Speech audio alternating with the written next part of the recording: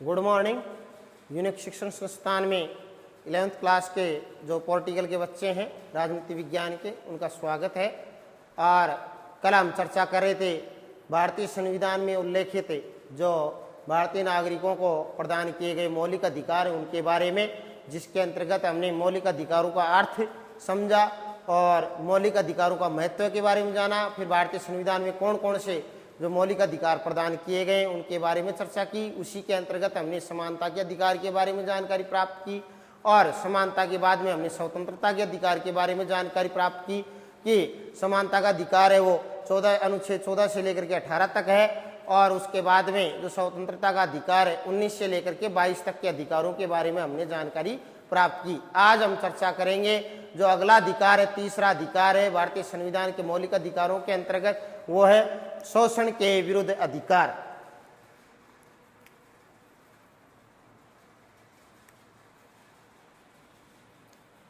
अध्याय दूसरा, भारतीय संविधान में अधिकार, जिसके अंतर्गत हमारा तीसरा अधिकार आता है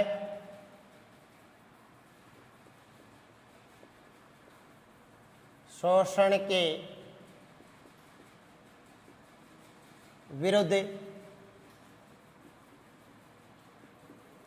अधिकार। ये भारतीय संविधान के अंतर्गत अनुच्छेद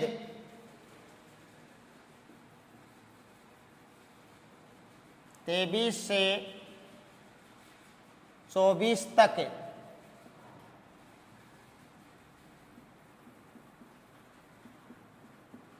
उल्लेखित है। 23 और 24 के अंदर क्या है? शोषण के विरुद्ध अधिकार। देखिए हमारे देश के अंदर क्या है, हमारे देश में करोड़ों लोग गरीब हैं, दलित हैं, शोषित हैं, जिनका शोषण किया जाता रहा है तो और उनका शोषण हो रहा है या होता रहा है। इस शोषण को हम जो जिस व्यक्ति का या जिस नागरिक का किसी भी प्रकार से यदि शोषण हो रहा है उसको हम किन नामों से जान सकते हैं? बेगार या बंधुआ मजदूरी के रूप में हम जानते हैं। किसी भी अर्थ में यदि किसी व्यक्ति का शोषण हो रहा है, शोषित व्यक्ति को हम किसके रूप में जानते हैं? बेगार या बंधुआ मजदूर के रूप में जानते हैं। इसी प्रकार से शोषण में लोगों को दास के रूप में भी, पहले प्राचीन समय में दास प्रथा चलती थी जिसके अंतर्गत लोगों को खरीद फरोख्त की जाती थी। जिस प्रकार से जो जैसे पशुओं की खरीद फरोख्त की जाती है, इस प्रकार से जो दास होते थे व्यक्तियों का भी क्रय और विक्रय किया जाता था। इसको भी गैर कानूनी घोषित कर दिया है, जो संविधान के अनुकूल नहीं माना गया है और इसको अनुचित घोषित किया गया है। तो इसको कहते हैं हम दास प्रथा, जिसमें व्यक्तियों का क्रय और विक्रय किया जाता था। तो इसे अमानवीय प्रथा माना गया है इसको। तो दास प्रथा के रूप में, दास के रूप में व्यक्तियों को खरीदा और बेचा जाता था। इन दोनों प्रकार के शोषणों पर, चाहे वो बेगार है चाहे बंधुआ मजदूर है, एक तो ये हो गई, दूसरी है दास, इन दोनों ही प्रकार के शोषणों पर संविधान, हमारे भारतीय संविधान के अंदर प्रतिबंध लगाया गया है। तो और पुराने समय के अंदर भी देखिए, पुराने समय की, प्राचीन समय की बात है, जिसके अंतर्गत चाहे जो जमींदार थे, सूदखोर थे और अन्य कोई धनी लोग थे, वो किस प्रकार से व्यक्तियों का शोषण करते थे? जो शोषण करते थे उनसे बंधुआ मजदूरी करवाते थे कि मजदूरी करवा लेते थे और उनके ऊपर इतना ऋण चढ़ जाता था कि वो केवल उनके मजदूर बन करके रह जाते थे, बंधुआ मजदूर की, वो दूसरी जगह भी कोई काम करने लायक नहीं रहते थे। तो उनको और बिना किसी वेतन के, उनको किसी प्रकार का कोई वेतन नहीं दिया जाता था, उसको कहते हैं बंधुआ मजदूर। तो देश में अभी भी खास तौर से, हमारे देश में अभी ये पूर्ण रूप से समाप्त नहीं हुई है, बल्कि अभी भी खास तौर से जैसे भट्टे पर जो काम करने वाले जो व्यक्ति हैं, जो नागरिक हैं, जो भट्टों के ऊपर काम करते हैं, उनको, उनसे भी वर्तमान में बंधुआ मजदूर, बंधुआ जो मजदूरी का उदाहरण हमारे को देखने के लिए मिलता है। अब इसे अपराध घोषित कर दिया गया है। बंधुआ मजदूरी को क्या है? भारतीय संविधान के अंदर गैर कानूनी घोषित किया गया है या अपराध घोषित किया गया है और कानून की नजर में दंडनीय अपराध माना गया है। तो इसके अंतर्गत हमारे संविधान के अंदर जो, जैसे हमारे संविधान के अंतर्गत देखिए कि 23 और 24 के अंदर शोषण के विरुद्ध अधिकार का उल्लेख किया गया है, जिसके अंतर्गत 23 के अंतर्गत बच्चों से संबंधित अधिकार है, जिसके अंतर्गत जो 14 वर्ष की आयु से जो छोटे बच्चे हैं, 14 वर्ष से कम आयु के जो बच्चे हैं, उनको जटिल कारखानों में या खतरनाक कार्यों में नहीं लगाया जा सकता। ये दंडनीय अपराध घोषित किया गया है कि जिसके देखिए संविधान के अनुसार अनुच्छेद 23 के अंतर्गत किस बात का उल्लेख किया गया है, 14 वर्ष से कम आयु के बच्चों को किसी कारखाने, खदान या अन्य किसी खतरनाक काम में नहीं लगाया जा सकता है। यह गैर कानूनी घोषित किया गया है। इस प्रकार बाल श्रम को अवैध बना करके, ये बाल श्रम इस प्रकार के बालकों के द्वारा जो मेहनत करवाई जाती है या इस प्रकार जटिल कारखानों में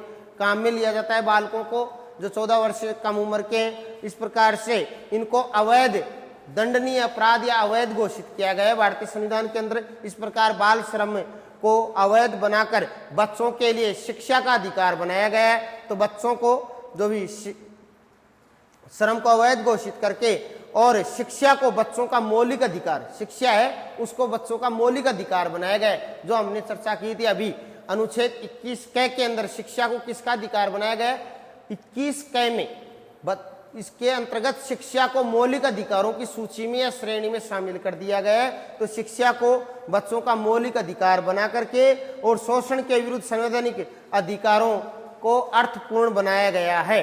तो इसके अंतर्गत हम चर्चा है अनुच्छेद 23 में किस बात का जिक्र किया गया और अनुच्छेद 24 में किस बात का जिक्र किया गया। तो शोषण के जो विरुद्ध अधिकारों की अपन चर्चा करते हैं तो उसके अंतर्गत हमारे सामने दो अनुच्छेद सामने निकल कर कहते हैं, अनुच्छेद 23 और अनुच्छेद 24। तो अनुच्छेद 23 के अंदर किस बात का उल्लेख है, अनुच्छेद 24 के अंदर किस बात का उल्लेख है, इसके बारे में हमने चर्चा की। तो अनुच्छेद 23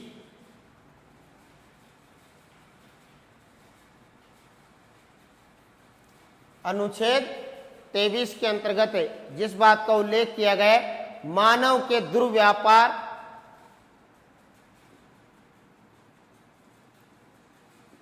मानव के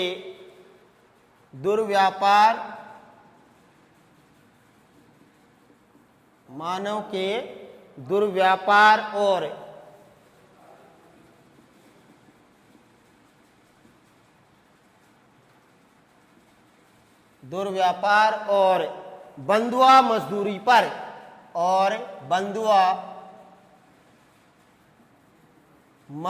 पर रोक।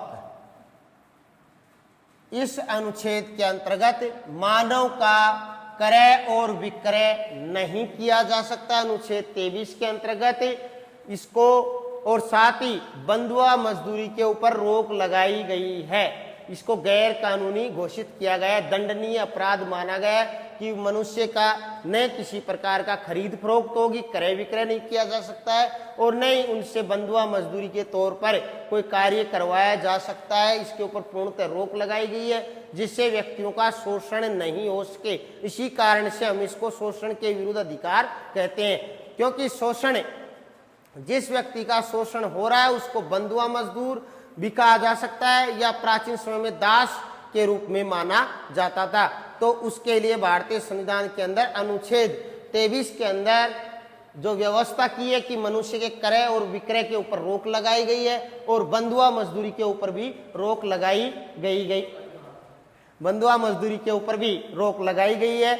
और अगला हमारा जो अनुच्छेद आता है, अनुच्छेद 24, इसके अंदर किस बात का उल्लेख किया गया है कि जोखिम वाले कामों में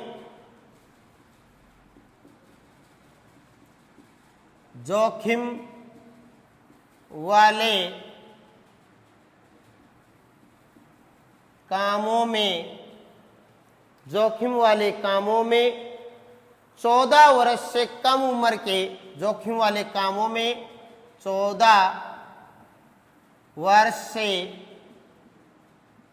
कम उम्र के जोखिम वाले कामों में 14 वर्ष से कम उम्र के बच्चों से मजदूरी करवाने पर रोक, मजदूरी कराने पर पर मजदूरी कराने पर रोक। भारतीय संविधान के अंतर्गत जोखिम भरे कामों के अंदर 14 वर्ष से कम उम्र के बच्चों को किसी भी कार्य में या किसी कल कारखाने में नहीं लगाया जा सकता है। इसको दंडनीय अपराध या गैर कानूनी घोषित किया गया है, क्योंकि 14 वर्ष से कम उम्र के जो बच्चे हैं इनका शोषण हो सकता है या शोषण होता है। इसी के अंतर्गत शोषण के विरुद्ध अधिकार के अंतर्गत अनुच्छेद 24 के अंदर इस उपबंध का उल्लेख किया गया कि जोखिम भरे कारखानों में या जोखिम वाले या कठिन कार्यों के अंदर 14 वर्ष के बच्चों से मजदूरी करवाने के ऊपर रोक लगाई गई है, बल्कि उनको जो शिक्षा का अधिकार प्रदान किया गया है, जो हमारे संविधान के अनुच्छेद 21 के अंदर उल्लेखित है। इस प्रकार से शोषण का जो अधिकार है, हमारा तीसरा जो अधिकार है शोषण के विरुद्ध अधिकार, अनुच्छेद 23 और 24 में 23 में मानव के क्रय विक्रय के ऊपर रोक लगाई गई है, बंधुआ मजदूरी के ऊपर रोक लगाई गई है, और अनुच्छेद 24 के अंदर जो जटिल या जोखिम भरे जो काम है उनके अंदर 14 वर्ष से कम उम्र के बच्चों को कार्य करने के ऊपर या मजदूरी करने के ऊपर रोक लगाई गई है। इस प्रकार से जो शोषण के विरुद्ध अधिकार को हमारे संविधान के अंदर जो अधिकार है वो प्रदान किया गया है। अब इससे अगला अधिकार आता है हमारा जो चौथा नंबर का है धार्मिक स्वतंत्रता का अधिकार।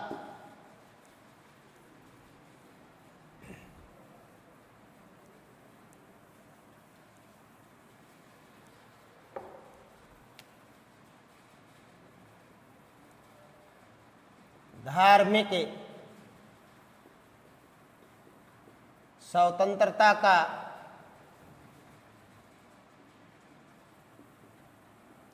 अधिकार, इसका भारतीय संविधान में जो उल्लेख किया गया है अनुच्छेद 25 से 28 तक वर्णन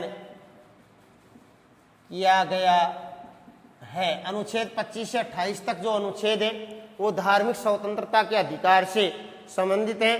धार्मिक स्वतंत्रता के अधिकार के अंतर्गत जो आस्था और प्रार्थना की आज़ादी दी गई है अनुच्छेद 25 के अंतर्गत, धार्मिक मामलों के प्रबंध की जो स्वतंत्रता दी गई है अनुच्छेद 26 के अंतर्गत, किसी विशिष्ट धर्म की अभिवृद्धि के लिए कर अदायगी की जो स्वतंत्रता दी गई है अनुच्छेद 27 के अंतर्गत, कुछ शिक्षा संस्थाओं में धार्मिक शिक्षा या उपासना में उपस्थित होने की जो स्वतंत्रता प्रदान की गई है वो है अनुच्छेद 28 के अंदर। इस प्रकार से धार्मिक मामलों के अंदर अभिव्यक्ति की स्वतंत्रता या धार्मिक मामलों में राज्य किसी प्रकार की कोई भूमिका नहीं निभाएगा, राज्य के द्वारा किसी प्रकार की कोई कर अदायगी नहीं प्रदान की जाएगी, राज्य धार्मिक मामलों में किसी प्रकार का कोई हस्तक्षेप नहीं करेगा। धर्म के मामले में भारतीय नागरिकों को आज़ादी प्रदान की गई है, स्वतंत्रता प्रदान की गई है। यह हमारे संविधान के अनुच्छेद 25 से लेकर के 28 तक वर्णन किया गया है। इसके बारे में हम चर्चा कल करेंगे, धार्मिक